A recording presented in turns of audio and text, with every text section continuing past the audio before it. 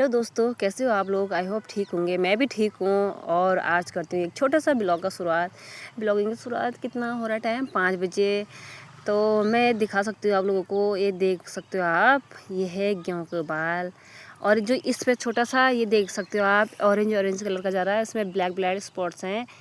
तो ये है, एक मिनट, हाँ मैं जूम करके दिखाती हूँ आप लोगों को। ये दिख नहीं रहा सा, हाँ ये देख सकते हो आप।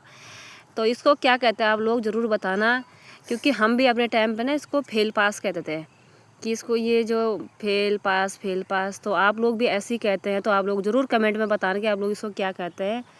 और मैं अपने भाषा में तो इसको हम पहले बोलते थे कि देबली, इसका नाम देबली है। और इसे हाथ पर रखते थे और कहते थे कि ये देखो, ये जैसा ऊपर ऊपर जाएगा तो पास, नीचे नीचे जाएगा तो फेल, ऐसा करते थे। तो ज़रूर बताना कौन कौन ऐसा करते थे। बचपन के दिन याद आ गए। ये मैंने देखा, गेहूँ के बाल पे था।